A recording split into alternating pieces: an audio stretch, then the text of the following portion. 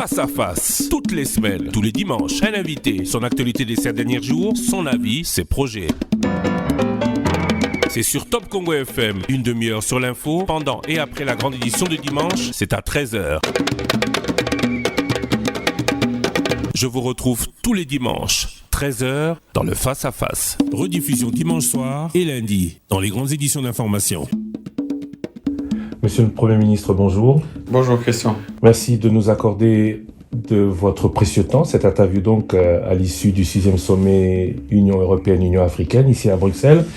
Alors je voudrais d'abord qu'on parle des résolutions. On parle d'une vision commune d'un partenariat renouvelé pour construire un avenir commun en tant que partenaires et voisins les plus proches. On s'est donc retrouvés entre voisins. Oui. Une vision commune qui va dans quel sens ? La vision commune, c'est d'abord d'aller sur les points qui sont les plus pertinents pour les deux composantes, ça veut dire l'Union européenne et l'Union africaine. Aujourd'hui, on se dit, tiens, on vient d'un moment, on a connu la pandémie, je pense que c'est vraiment ça qui sonne le glas. Tout le monde s'est rendu compte tout à fait que, tiens, nos États sont si fragiles. Parce que la santé, c'est vraiment la priorité des priorités. La santé affecte nos économies, la santé affecte notre sécurité, et donc il faut se focaliser là-dessus. Et la résilience mondiale, finalement, interpelle tous les acteurs. Et donc ici, dans ce sommet, Union européenne, Union africaine, c'était vraiment le moment de relever ce problème particulier et de donner tous les domaines connexes au fait, qui lient au fait, ces deux continents. Et vous l'avez si bien dit en entame, c'est de dire que les deux continents se sont retrouvés. Parce qu'entre-temps, il y a eu plusieurs choses qui se sont passées, de l'eau est passée sous les ponts, et on a eu le temps de faire des évaluations, de se dire, mais tiens, aujourd'hui, il y avait un accord, il y avait autant de choses qui pouvaient se faire, et maintenant qu'on a passé cette pandémie, où est-ce qu'on en est, et où est-ce qu'on en est à travers les relations que nous avons entre l'Union européenne et l'Union africaine. Est-ce qu'on peut parler de vision commune ? Vous parlez du Covid. L'Afrique et l'Europe n'ont pas vécu cette pandémie de la même manière. C'est vrai qu'aujourd'hui on parle de vaccin, on va y arriver, mais l'Europe a été beaucoup plus touchée que l'Afrique. En quoi est-ce que cette situation implique plus à l'Afrique qui a des orientations totalement, on peut dire sur ce point, différentes de l'Europe ? Deux choses d'abord. Effectivement, non seulement l'Afrique n'a pas vécu la pandémie de la même manière, mais tout de suite, l'Europe a compris que son économie est interdépendante finalement de l'économie mondiale. Et donc aujourd'hui, elle revient en se disant, mais qu'est-ce qui peut non seulement soutenir les économies africaines, parce que ce sont ces économies africaines qui vont être propices sur l'investissement européen. Et donc aujourd'hui, l'Europe a réalisé l'importance des relations et l'importance de leur avenir économique. D'où justement ces échanges où on dit on veut discuter comme partenaire. On a eu des moments passés où il y a eu, des jugements qui se sont faits sur les relations entre l'Europe et l'Afrique. Mais aujourd'hui, on réalise vraiment qu'on doit se parler comme partenaire. Et l'ouverture ici, c'est de se dire, on parle des relations Union européenne et Union africaine. Mais ça n'empêche pas les autres engagements. Ça veut dire que nous avons des relations non seulement au niveau bilatéral, au niveau international, que ce soit avec les États-Unis, que ce soit avec la Russie, que ce soit avec la Chine, mais que ce ne soit plus désormais un domaine de frustration en termes de relations internationales. Et donc moi j'estime que c'était une très très bonne rencontre, une très très bonne opportunité d'échanger sur ce que non seulement l'Europe peut amener en Afrique, parce qu'on a vu son impact par rapport à la couverture vaccinale, mais à ce que l'Afrique aussi peut apporter à l'Europe par rapport aux investissements et aux perspectives économiques des pays européens. On va revenir sur le multilatéralisme un peu plus tard. Puisque vous parlez Covid, parlons vaccin. L'Europe veut vacciner plus en Afrique. L'Europe veut, si c'est possible aussi, produire des vaccins en Afrique. L'Afrique dit oui, mais l'Afrique veut aussi la levée des brevets pour ne pas être de nouveau, comme par le passé, le champ de production au seul bénéfice des autres. Est-ce que le fait que cela n'ait pas encore été obtenu pour le continent africain n'est pas une raison de penser que l'Europe, qui veut une meilleure relation, qui veut une vision commune, n'a pas encore franchi le pas? En fait, ça, c'est la question de la protection de la propriété intellectuelle. Ce que vous devez comprendre, c'est que nous avons eu plusieurs thématiques lors de ce sommet. Des thématiques qui sont allées sur notamment les questions de paix et de sécurité. Au moment où nous parlons des questions de terrorisme en Afrique, non seulement en Afrique subsaharienne, en Afrique centrale, parce que nous avons insisté pour dire qu'aujourd'hui, ce fléau aussi a atteint l'Afrique centrale et donc les pays des Grands Lacs, mais aussi l'Afrique australe, avec les phénomènes que nous avons connus au Mozambique. Et donc, à côté de ça, on a discuté des questions de financement, parce que finalement, nos économies ont besoin d'être soutenues pour arriver à cette résilience que nous voulons avoir. Et moi, je me réjouis que la République démocratique du Congo est en premier plan en termes de résilience. Mais au-delà de ça, nous avons justement discuté de la question que vous mentionnez, cette question de brevet.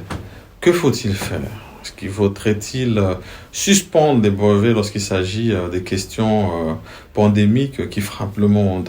Est-ce qu'il faudrait ne pas les lever, mais voir la collaboration qu'il peut y avoir entre les différents continents?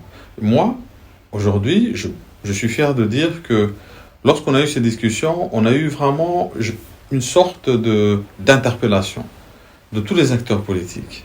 C'est une interpellation qui est venue, bien sûr, de l'OMC, l'Organisation mondiale du commerce, où on nous a interpellés pour nous dire, mais écoutez, indépendamment de toutes ces discussions, le plus important, c'est la vie humaine. Ici, on parle de la vie. À partir du moment où cette question est mise en avant, et sur base de tous les règlements universels, il faut qu'on arrive à se surpasser. Et donc, on a dit, d'un côté, on a ceux qui protègent le brevet, okay, et d'un autre côté, on a ceux qui disent, face à des pandémies qu'on peut vivre, il faudrait qu'on arrive à se surpasser. D'autres sont allés plus loin. D'autres ont dit, aujourd'hui, on sent une résistance du côté européen pour la levée de ces brevets. Mais est-ce qu'on ne peut pas se dire qu'à l'horizon 2063, parce que justement c'est l'horizon que nous avons, peut-être qu'on va se retrouver dans une situation où ce sera l'Afrique qui aura la solution intellectuelle, en fait, du point de vue scientifique, et qui devra la partager avec l'Europe. Donc est-ce qu'on ne devrait pas se projeter en se disant, aujourd'hui, peut-être qu'on a besoin, la solution vient peut-être beaucoup plus du côté occidental, mais peut-être demain, ça sera l'Afrique qui apportera la solution à l'Europe. Mais ce qui est revenu, et c'était Madame Ngozi qui est revenue là-dessus, c'était de dire, est-ce qu'on ne peut pas aller vers une situation où nous allons avoir non seulement des gagnants ou des perdants, mais où tout le monde va gagner, tout en considérant qu'on va perdre un petit rien. En termes de vaccination, tout le monde va gagner en termes de vaccination. Donc voilà, en termes de vaccination, il y a deux choses. La première chose, c'est qu'il faut considérer finalement, et je l'ai dit, que la santé, en fait, soutient non seulement notre économie, mais aussi notre sécurité.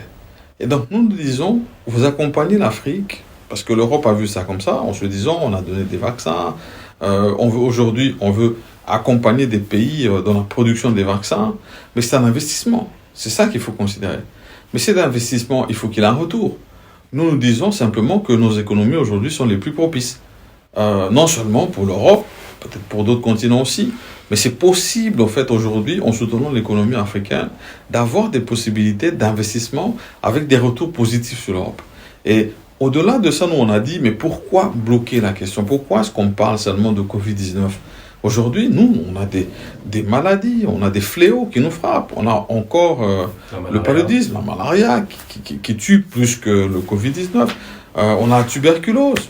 Je vais pas aller sur l'Ebola. Et donc, nous leur disons, accompagnez-nous dans ces projets-là. Et aujourd'hui, nous avons la capacité, non seulement scientifique, mais nous avons aussi la capacité du point de vue infrastructure. Si jamais on doit regarder, ne fût-ce que la République démocratique du Congo, avec l'INRB, qui a un centre, qui a fait ses preuves, et qui, nous estimons, a besoin d'être accompagné pour répondre à des questions qui concernent non seulement la République démocratique du Congo, mais l'Afrique en général. Donc brevet plus tard, remis à plus tard, mais investissement, on en parle maintenant. Alors, puisqu'on parle d'investissement, on a, après le Covid, parlé de tirages spéciaux, des droits de tirage spéciaux par le Fonds monétaire international.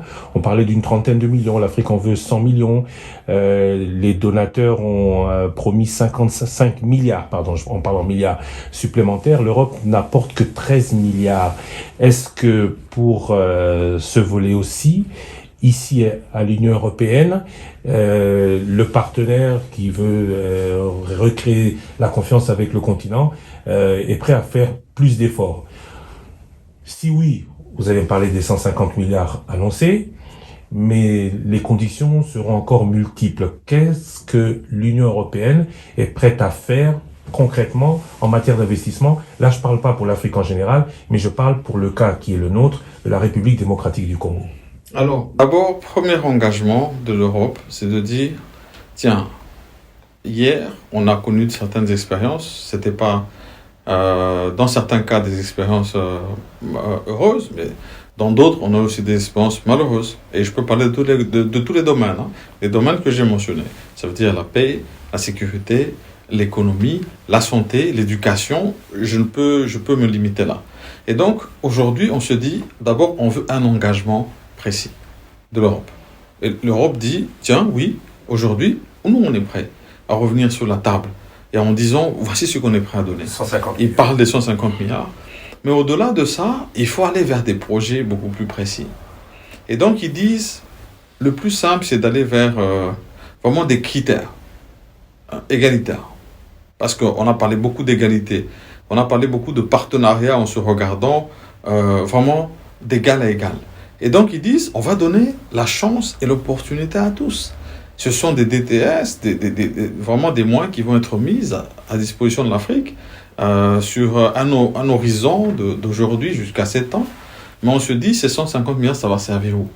Et pour qu'on ne puisse pas se dire encore comme avant que c'est orienté politiquement, que ce qui est recherché, c'est d'abord peut-être des intérêts qui ne sont pas nécessairement ceux de l'Afrique. Et à certains égards aussi ceux de l'Europe. Et donc, on crée un site précis. Et c'est la présidente de la Commission de l'Union européenne qui présente ça en disant, on va aller. Ça sera ouvert. Ça sera vraiment sur un site où tout le monde connaît l'éligibilité des projets. Et puis, au-delà de ça, qu'on sache finalement dans chaque pays ce qui va venir. Mais pour la République démocratique du Congo, parce que vous en avez parlé, c'est la question. La République démocratique du Congo, aujourd'hui, s'est montrée parmi les économies les plus résilientes, avec un taux de croissance de plus de 6%. Il y a très peu de pays qui, dans le cadre de la pandémie, ont connu une stabilité et une croissance économique comme celle de la République démocratique du Congo. Et le FMI a décidé de faire de la République démocratique du Congo un cas d'école, en disant, voilà un pays qui a des difficultés, mais qui arrive à montrer sa résilience. Et donc, finalement, les projets, comment vont-ils être orientés? Ils vont être orientés par rapport à l'absorption des différentes économies. Et de ce côté-là, c'est à nous maintenant de montrer non seulement les projets que nous pouvons présenter, bancables, parce que j'insiste là-dessus, mais au-delà de ça, de montrer l'importance d'aller justement dans les secteurs qui sont les nôtres, ça veut dire la paix, la sécurité, la santé et l'enseignement. Projet bancable, projet éligible, deux mots qui vont à tous les coups poser problème en République démocratique du Congo. Quand on connaît notre passé, est-ce que la RDC sera prête? C'est jusqu'à 2030, c'est 150 milliards, c'est beaucoup de travail. Résilience, oui, en République démocratique du Congo, nous sommes un pays potentiellement riche, c'est peut-être de ce potentiel que nous obtenons cette résilience, mais maintenant qu'il va falloir que le pays travaille, est-ce que nous pourrons capter un maximum de ces 150 milliards, ce maximum que vous évaluez, vous, à combien? D'abord, l'évaluation chez nous, elle est non exhaustive. Nous avons des besoins dans tous les domaines. Et donc, je ne peux pas m'avancer ici avec un chiffre. Parce que le chiffre, aujourd'hui, si jamais je dois l'annoncer, peut-être qu'il ferait peur. Mais en réalité, ce sur quoi nous devons revenir, c'est notre capacité d'absorption. Et montrer, justement, notre capacité en termes de bonne gouvernance dans la direction des projets que nous avons. C'est possible. Oui, c'est possible. Je vais insister là-dessus. Aujourd'hui, nous avons commencé des projets à la base. Et donc, on est revenu pour dire, tiens, dans chaque territoire, quels sont les manques. Je n'ai pas besoin de vous faire un tableau ici, mais moi, je reste toujours optimiste. Optimiste dans le sens où je me dis, c'est une vision qui a été énoncée par le président de la République, son Excellence Félix-Antoine Tshisekedi, pour dire, tiens, aujourd'hui, nous allons commencer véritablement le développement de la base vers le sommet. Et lorsque nous allons vers cette base, qu'est-ce qui manque ? Il manque d'abord la présence de l'autorité de l'État. Les infrastructures. Ça, c'est la première des choses. Parce que comment on va parler d'autorité de l'État si jamais on n'a même pas d'infrastructure qui montre l'autorité de l'État ? Et puis après, on se dit, cette société, parce que je l'ai annoncé plus tôt, doit être en bonne santé. Eh bien, il faut des infrastructures du point de vue sanitaire. Surtout à l'heure où nous parlons de couverture universelle sanitaire. Comment est-ce qu'on peut parler de ça si jamais on n'a pas des infrastructures qui permettent à la population d'accéder à ça ? Oui, Monsieur le Premier ministre, là on parle d'investissement. Le retour de l'administration, l'installation des infrastructures, c'est mettre en place les bases aux investissements. Mais cet investissement, il viendra comment ? Il viendra particulièrement dans le cadre de ces 150 millions pour la République démocratique du Congo, dans quel secteur ? Alors, d'abord, c'est 150 milliards de dollars. Mais moi, je vais dire ceci. Nous, on s'est inscrit sur 2 volets. D'abord, je vais revenir un peu en arrière en disant, nous sommes rentrés en programme avec le FMI.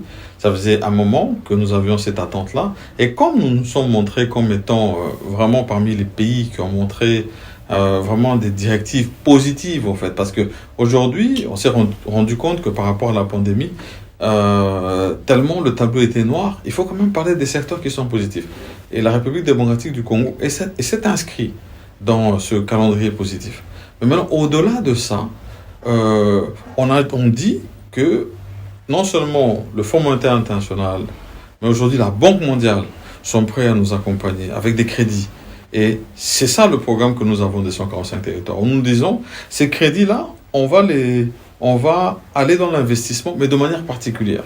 Ça veut dire que tous les jours, on a connu hier des chantiers inachevés, mais cette fois-ci, on va aller vers des projets qui sont totalement financés, mais avec aussi l'accompagnement des structures bien organisées, telles que le PNUD, le CFF ou le BCECO, aujourd'hui, qui est reformé, pour dire on va vraiment s'assurer que ces moyens sont bien dépensés. Parce que c'est ça le signal qu'on a besoin de donner à nos partenaires. Et une fois qu'on arrive à le faire, ça sera un ricochet sous les 150 milliards de dollars qui doivent venir dans le cadre de la relation que nous avons avec l'Union européenne et l'Union africaine. Et au-delà de ça, finalement, les moyens que nous devons mettre en place en interne, parce que de ce côté-là aussi, nos réformes vont nous permettre d'avoir plus de moyens.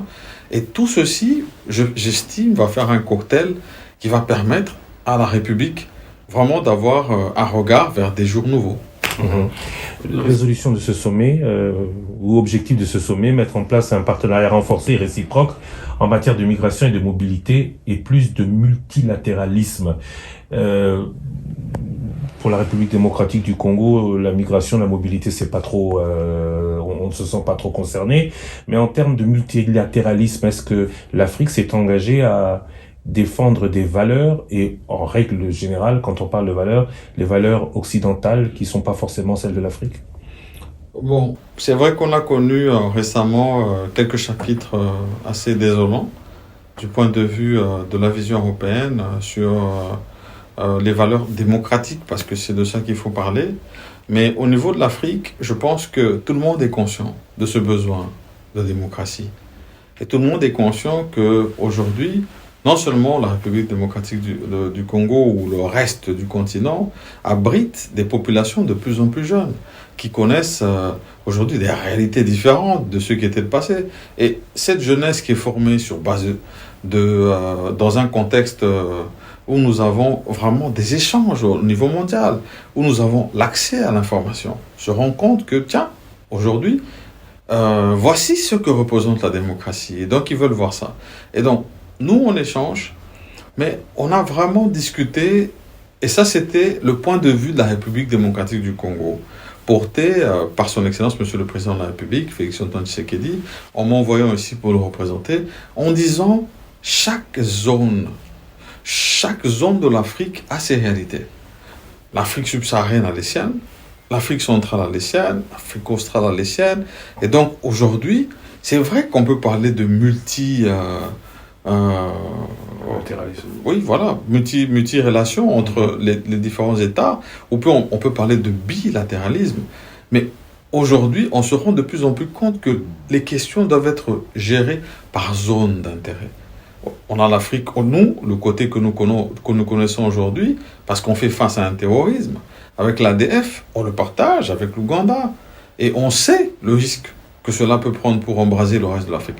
Et donc, on se dit, c'est venu de l'Afrique saharienne, aujourd'hui c'est en Afrique centrale, ça va en Afrique australe. C'est une liaison que ces groupes malfeux essayent de mettre en place, vraiment, et que nous devons combattre avec la dernière énergie. Et donc, nous disons, il faut privilégier le bilatéralisme, il faut privilégier les zones régionales, et puis après, bien sûr, il faut les étendre au niveau africain, et puis dans les relations Union africaine et Union européenne.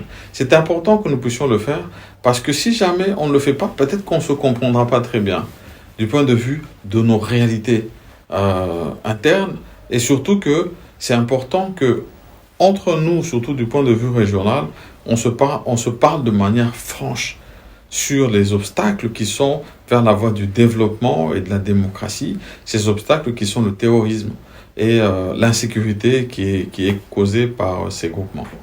Est-ce que, pour terminer, ce sommet aura réussi à ce que voulait l'Union européenne, en tout cas ce dont il parlait beaucoup avant le démarrage de ce sommet, aura-t-il permis de recréer la confiance, un climat de confiance entre l'Europe et l'Afrique, une Afrique qui est très courtisée par la Chine qui investit en masse et par la Russie qui investit plus que le continent européen avec moins de conditions? Moi, j'estime que ce sommet aura été un succès. Parce que d'abord, ça part de la préparation de celui-ci.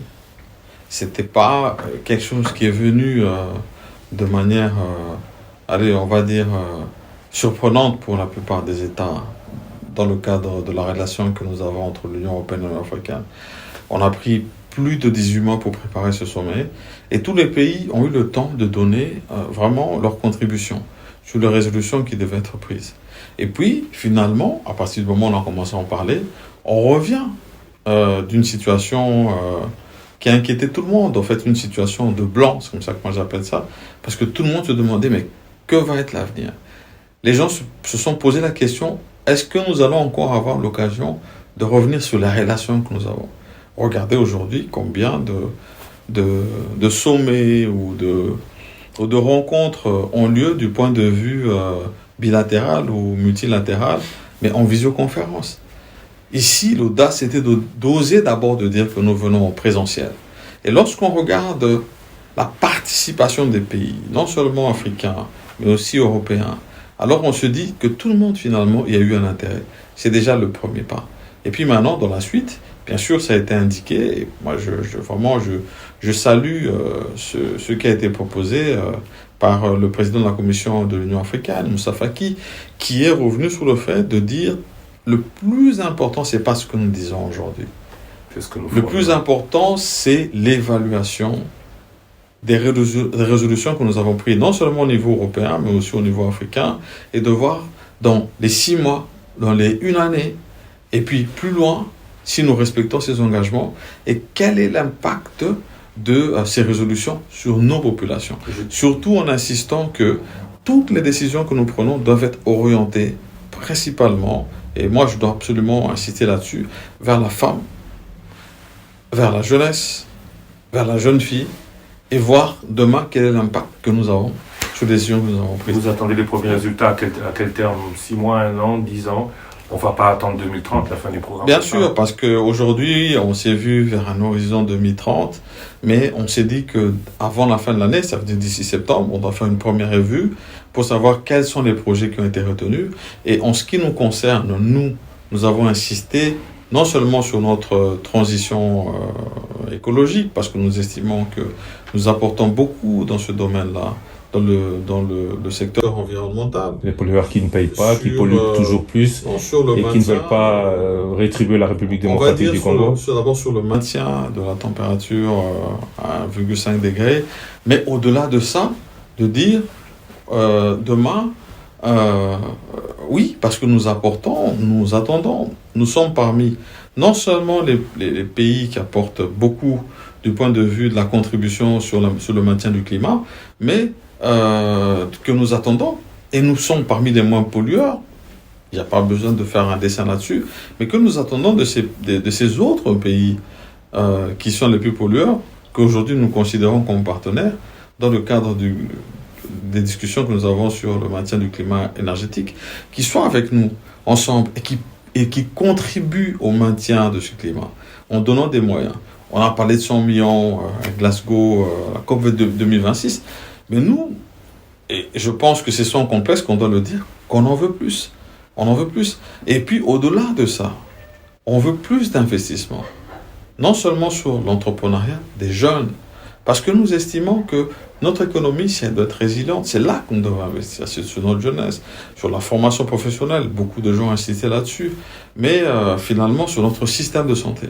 Parce que si notre système de santé ne se soutient pas, eh ben c'est très difficile de parler d'une économie stable.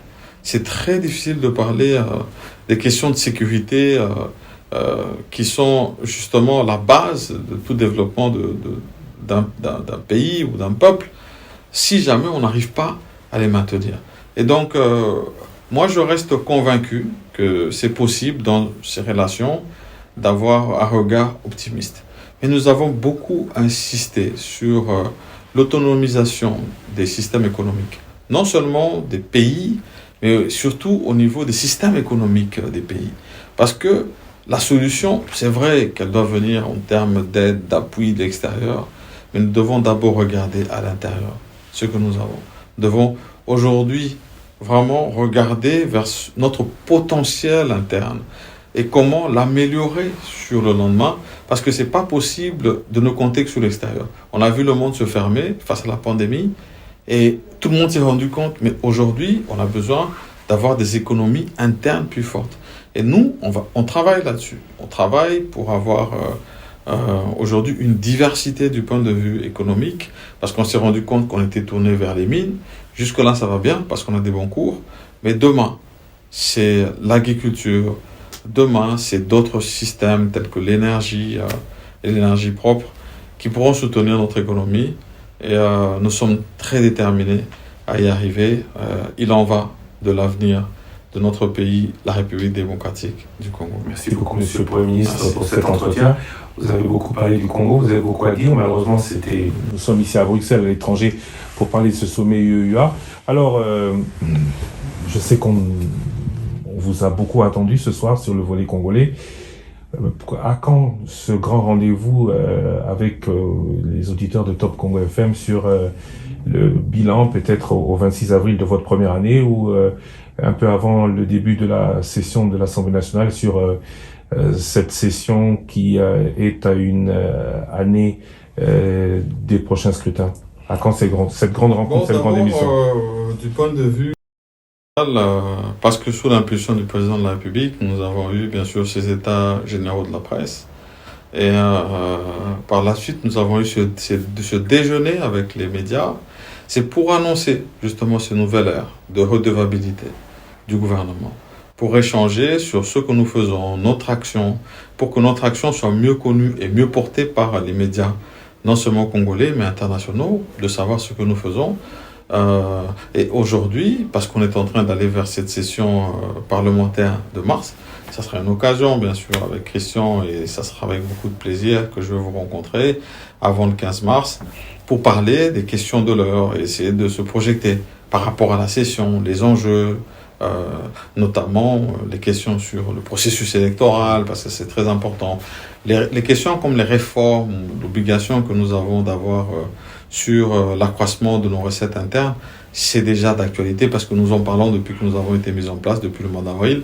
Peut-être qu'on va commencer à parler de ce qui est fait pour que nous puissions aller vers cet accroissement et sur les autres domaines aussi parce que nous sommes engagés dans la santé, dans l'éducation, la poursuite de la gratuité de l'éducation qui viennent sur la table. Mais moi, je pense que vraiment, non seulement en prélude, je vais dire, de cette assemblée parlementaire que nous allons avoir au mois de mars, ou au 26 avril, parce que ça sera le premier anniversaire du gouvernement, ça sera l'occasion d'échanger sur toutes ces questions. Mais en considérant ce qui aura été gagné comme pari, mais en considérant aussi nos faiblesses, et on le fera en toute honnêteté, et en disant voilà comment est-ce qu'on peut se battre, comment devrons-nous faire pour améliorer, surtout sur la question principale, qui est le premier point de notre programme du gouvernement, ça veut dire la paix et la sécurité, particulièrement à l'est de la République démocratique du Congo, qui bien sûr a sévi depuis plus de 20 ans, tous ces sévices. Et nous, aujourd'hui, on s'inscrit vraiment en se disant, il est temps qu'on aille vers un changement. C'est difficile, c'est un défi, mais on est déterminé d'y arriver. Rendez-vous donc mi-mars et fin avril. C'est un engagement, c'est une promesse du Premier ministre pour les auditeurs de Top Congo FM. Rendez-vous à ce moment-là. Monsieur le Premier ministre, je vous remercie. Merci, monsieur Christian. Face à face, toutes les semaines, tous les dimanches, un invité, son actualité des 7 derniers jours, son avis, ses projets. C'est sur Top Congo FM, une demi-heure sur l'info, pendant et après la grande édition de dimanche, c'est à 13h. Je vous retrouve tous les dimanches, 13h, dans le Face à Face. Rediffusion dimanche soir et lundi, dans les grandes éditions d'information.